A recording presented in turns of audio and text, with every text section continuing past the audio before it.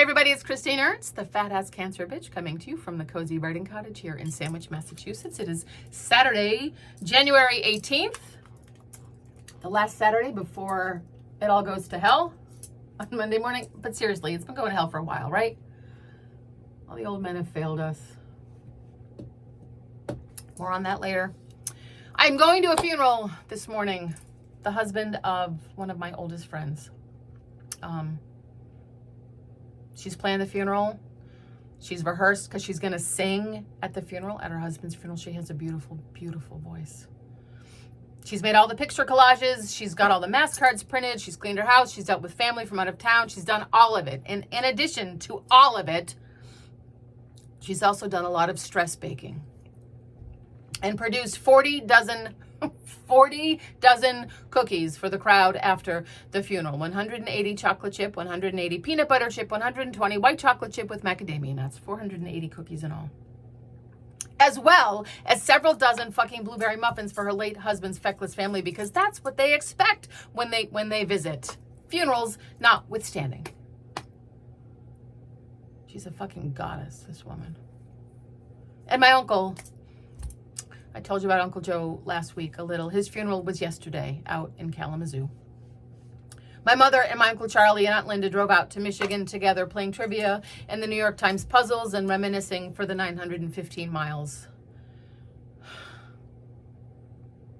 In the way of these things, such sad occasions, in the family gathering, in the long drive, in the dinners and tributes, and the outfits and rituals, and the cleaning and the planning and the baking, and the 40 dozen cookies, there is also a kind of practicality and efficiency, maybe. All that grief channeled into the necessary task, the small task.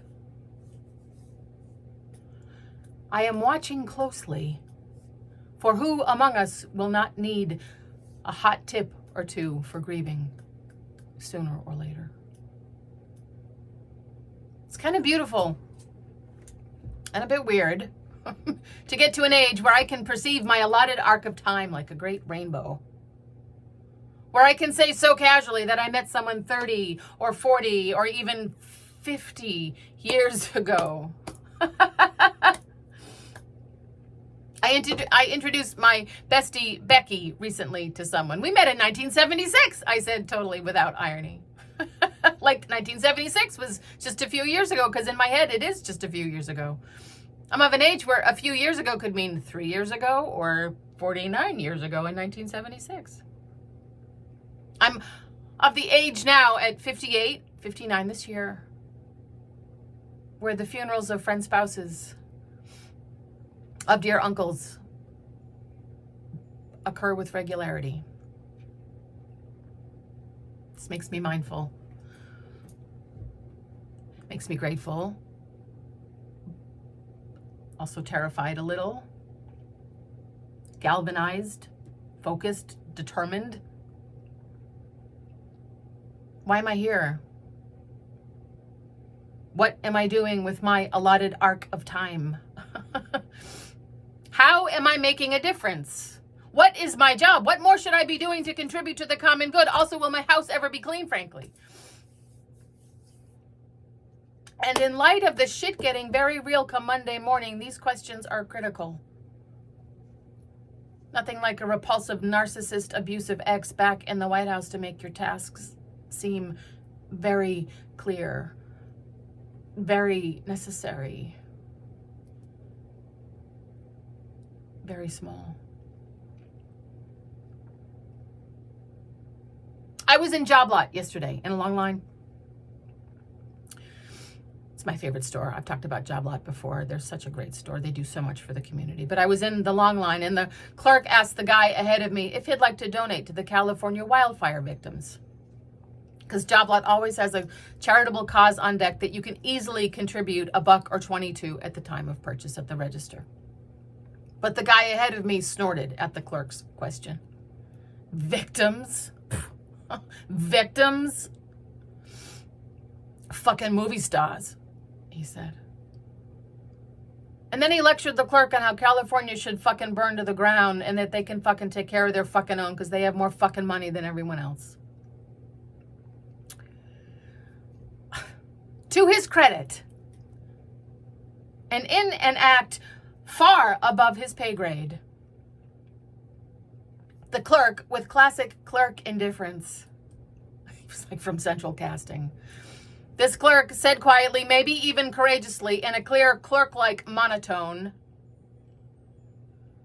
that real people in working class neighborhoods lost everything in those fires, which are still burning, by the way, sir.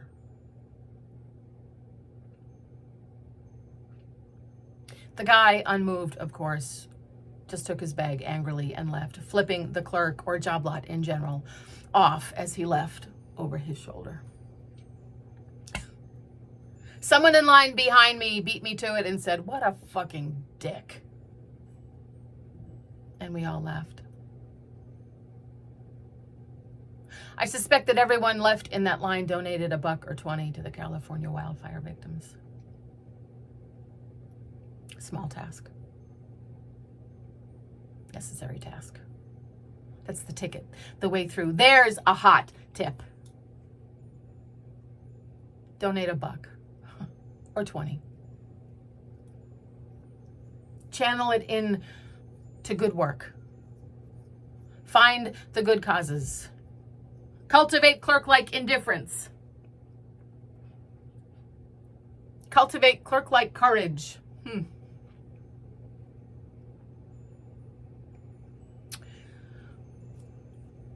So I'm not sure how I connected funerals and being in line at job lot, but they all speak to the same thing for me today, at least. Channeling grief. Paying attention. Hot tips, because we're going to need them.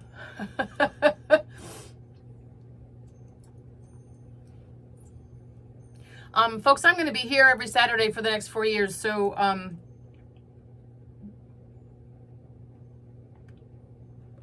thanks for tuning in. Keep the faith. Buckle up. You are beloved. Come as you are for the next 4 years and all the years after. Small task. Stay in your lane. Your village. Go to job lot this weekend. Go bake some cookies. Take good care of yourself. I'll see you next Saturday.